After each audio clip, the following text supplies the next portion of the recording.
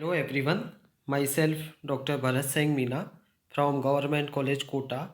आज हम chemical bonding third week interactions के अंतर्गत जो टॉपिक डिस्कस करेंगे वो हमारे टॉपिक्स रहेंगे viscosity, then dielectric constant and dipole moment, और उसके बाद hydrogen bond and crystal structures और थ्री डायमेंशनल नेटवर्क स्ट्रक्चर्स।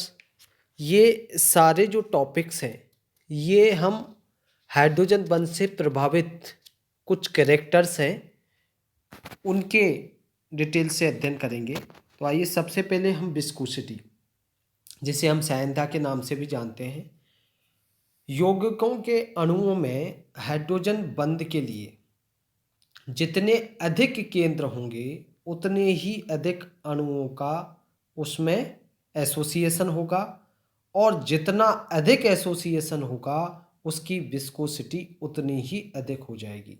ध्यान रखें, एसोसिएशन अधिक, विस्कोसिटी अधिक। और कुछ यौगिकों की बढ़ती हुई विस्कोसिटी का अगर आप ऑर्डर देखेंगे तो ये देखिए, CH3 को होल 2SO, इसी क्रम में CH3OH, H2O, CH2OH का होल 2S और CH2OH dot CHOH dot CH2OH। इसमें CH2OH dot CHOH dot CH2OH की सबसे अधिक विस्कोसिटी है क्योंकि इसमें संगुणन अधिक है, अणुओं की संख्या अधिक है।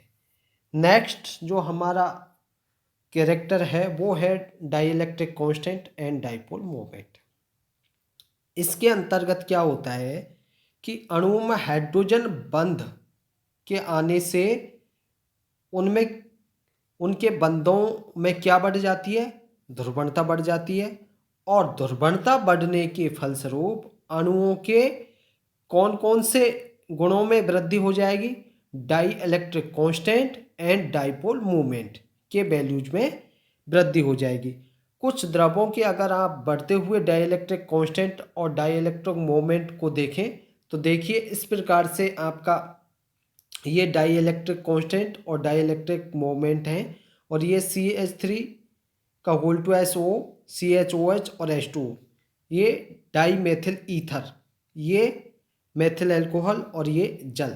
इनके क्या देखेंगे आप, डाइइलेक्ट्रिक कांस्टेंट और डाइइलेक्ट्रिक मूवमेंट। तो इस प्रकार से इनके वैल्यूज में डिफरेंस आ रहा है।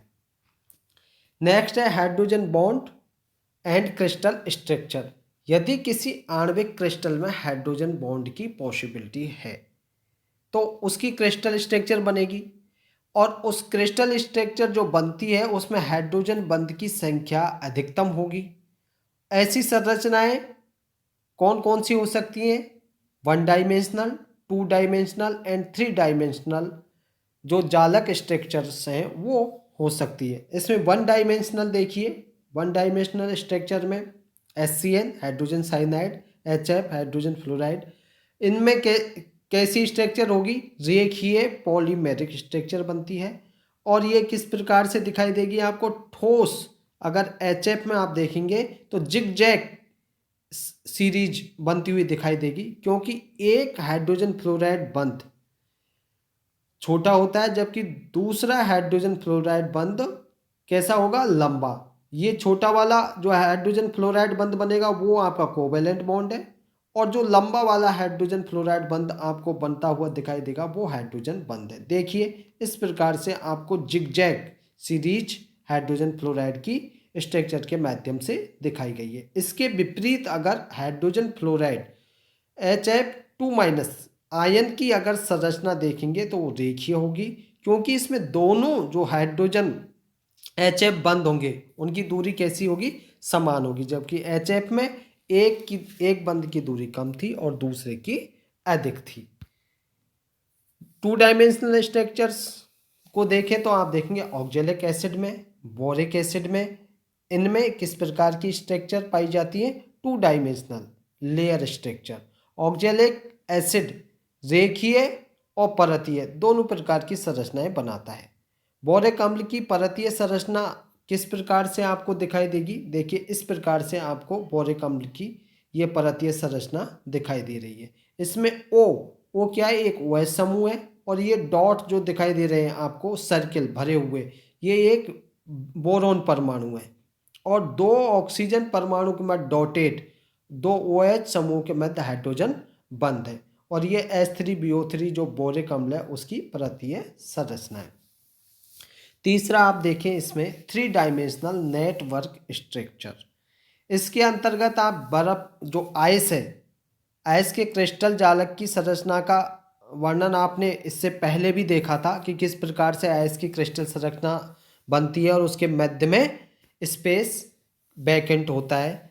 इसके अतिरिक्त आप टेल्यूरिक एसिड, अमोनियम फ्लोराइड आदि में हाइड्रोजन बंध द्वारा 3 डायमेंशनल स्ट्रक्चर देख सकते हैं। इनमें टेल्यूरियम और नाइट्रोजन परमाणु चतुष्फलकीय रूप में किससे घिरे होते हैं? 4 OH समूहों के 4 हाइड्रोजन परमाणु द्वारा घिरे रहते हैं, जो अन्य अणुओं के साथ हाइड्रोजन बंध द्वारा बंधित होकर कैसी स्ट्रक्चर बनाते हैं?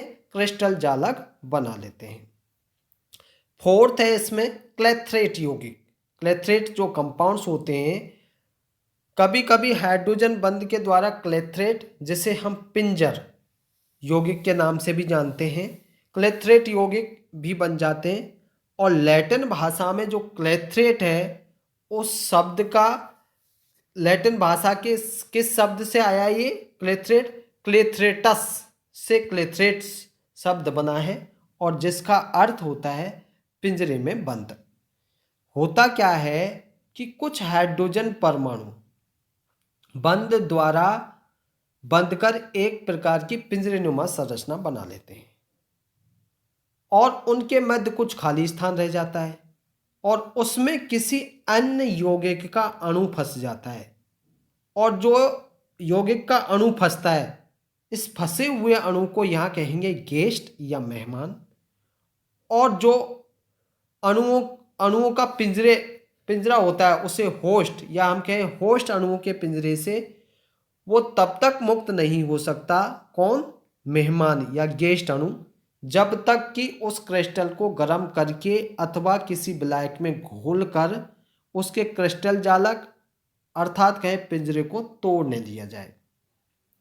उदाहरण के तौर पर आप देखें ऑर्थोक्विनोल के जलीय अथवा एल्कोहलीय विलयन का आर्गन के 10 to 14 वायुमंडलीय दाब पर अगर क्रिस्टलाइजेशन कराएंगे तो ये इस प्रकार से आपको क्लिथरेट बनता है। ये क्लिथरेट इस प्रकार से आपको बनता हुआ दिखाई देगा। ये क्विनोल का क्लिथरेट अणु है और इसमें आर्गन का जो गेस्ट मॉलिक्यूल है वो फंसा हुआ है।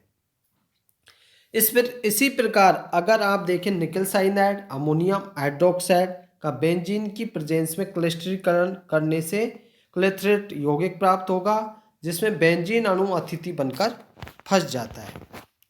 अब बात करते हैं हम, नेक्स्ट टॉपिक है हमारा हाइड्रोजन बंध के सिद्धांत, theories of hydrogen bonding. Hydrogen बंध की नेचर को स्पष्ट करने के लिए 3 सिद्धांत दिए गए। कौन कौन से 3 सिद्धांत हैं? पहला है इलेक्ट्रोस्टैटिक ट्रीटमेंट, जिसे हम स्थिर वैद्युत सिद्धांत भी कहते हैं। दूसरा है बैलेंस बॉन्ड ट्रीटमेंट, जिसे संयोजकताबद्ध सिद्धांत के नाम से जानते हैं। तीसरा है मॉलिक्यूलर ऑर्बिटल ट्रीटमेंट, जिसे आणविक कक्षक सिद्धांत के नाम से भी जानते हैं। अब इनका हम 1 by 1 संक्षिप्त विवरण के साथ अध्ययन करते हैं। तो सबसे पहले हम डिस्कस करते हैं इलेक्ट्रोस्टैटिक ट्रीटमेंट।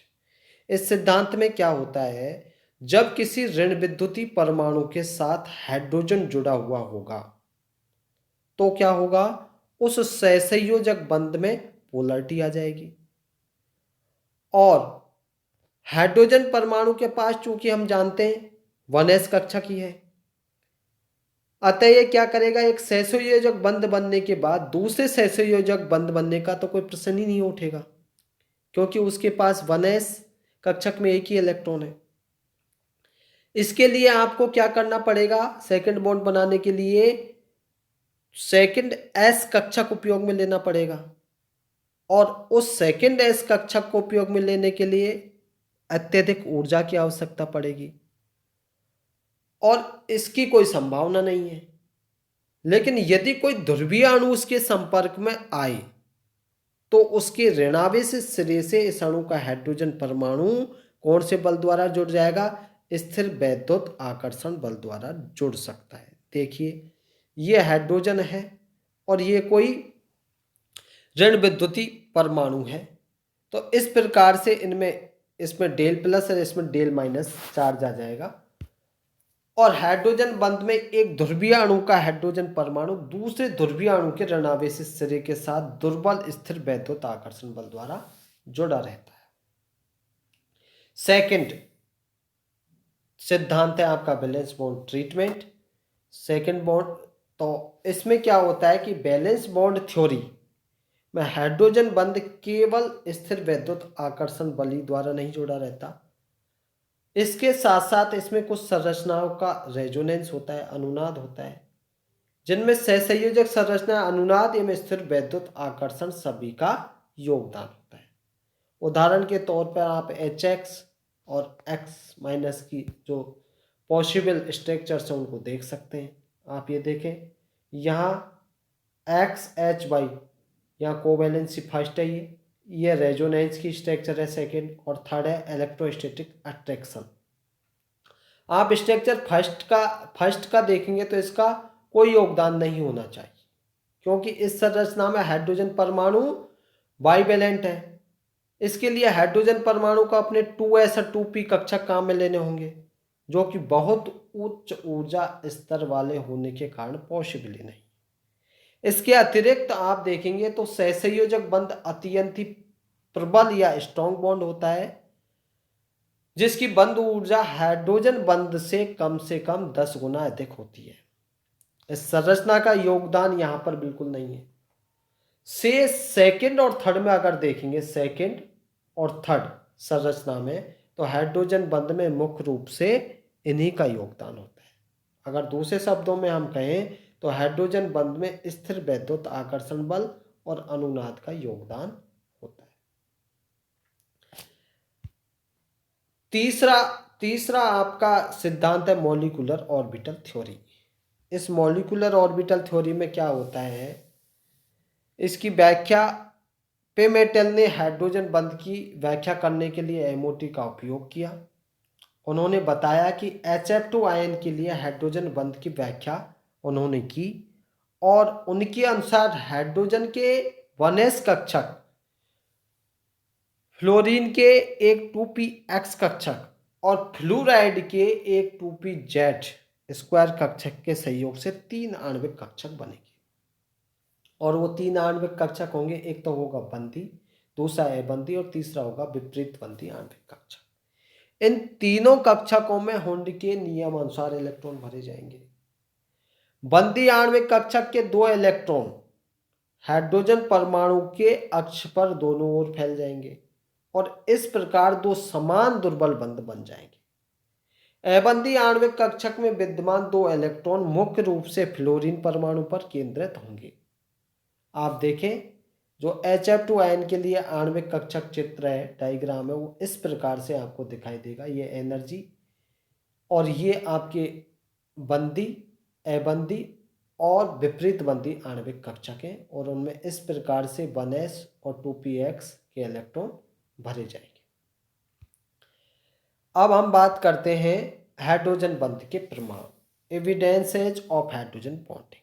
हाइड्रोजन बंध के यौगिकों के गुणों पर प्रभाव, अपने आप में इसके प्रमाण तो हैं ही, इसके अतिरिक्त कुछ आधुनिक फिजिकल मेथड्स भी हैं जिनमें किसी यौगिक में हाइड्रोजन बंध की उपस्थिति प्रमाणित होती है। पहला है इंफ्रारेड स्पेक्ट्रोस्कोपी।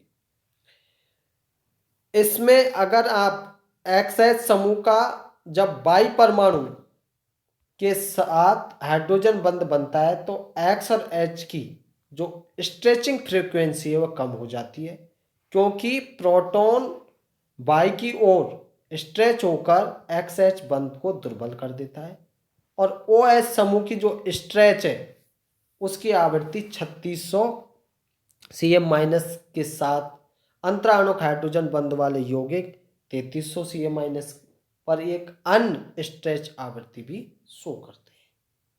दूसरा है आपका पीएमआर स्पेक्ट्रोस्कोपी। यहाँ पर एक कोवेलेंट बॉन्ड और दूसरा हाइड्रोजन बॉन्ड की सिचुएशन में प्रोटॉन जो कि सामान्य एब्जॉर्प्शन बैंड होती है वो लो फील्ड में शिफ्ट हो जाती है। तीसरा है आपका एक्सरे डिफ्रैक्शन मेथड। इस मेथड में हम सीधे तो हाइड्रोजन बंध का पता नहीं लगा सकते, लेकिन इनडायरेक्टली हमें यह मिलता है कि एक्स विवर्तन मेथड से एक्स और वाई के बीच की दूरी ज्ञात की जा सकती है, जिनके मध्य एक कोवेलेंट और एक हाइड्रोजन बॉन्ड होता है। देखिए यहाँ पर एक कोवेलेंट बॉन्ड है और एक हाइड्रोजन बॉन्ड है। हाइड्रोजन बॉन्ड एक्स वाई युग्म की दूरी आकर्षण बल के कारण बिना हाइड्रोजन बंध के एक्स वाई की दूरी कम होती है और एक्स वाई युग्म की दूरी ज्ञात कर सकते हैं यौगिक में हाइड्रोजन बंध है अथवा नहीं। फोर्थ है आपका विजिबल एंड अल्ट्रावायलेट, जिसे हम इलेक्ट्रॉन एब्जॉर्प्शन स्पेक्ट्रोस्कोपी के नाम से भी जानते हैं। किसी यौगिक में हाइड्रोजन बंध है अथवा नहीं, इसकी जानकारी यूवी स्पेक्ट्रम से भी होती है। क्रोमोस्फोर में ग्राही के रूप में हाइड्रोजन बंध विद्यमान है तो अवशोषण बंध किधर खिसकेगा? ब्लू कलर की ओर खिसक जाएंगे। और यदि दाता के रूप में है तो अवशोषण बॉन्ड रेड की तरफ खिसक जाती है। तो ये आपने हाइड्रोजन बंध के प्रमाण के लिए स्पेक्ट्रोस्कोपी में infrared spectroscopy, PMR spectroscopy, X ray diffraction spectroscopy, visible and UV जिसे अल्ट्रावायलेट इलेक्ट्रॉन एब्जॉर्प्शन स्पेक्ट्रोस्कोपी के नाम से भी जानते हैं, ये हाइड्रोजन बंध के एविडेंसेज की स्पेक्ट्रोस्कोपी हैं। इनके बारे में हमने डिटेल से अध्ययन किया और साथ ही हमने अध्ययन किया हाइड्रोजन बंध के सिद्धांत, electrostatic treatment, valence bond treatment और मॉलिक्यूलर ऑर्बिटल ट्रीटमेंट के बारे में। इन सभी के बारे में हमने विस्तार से अध्ययन किया। Thank you.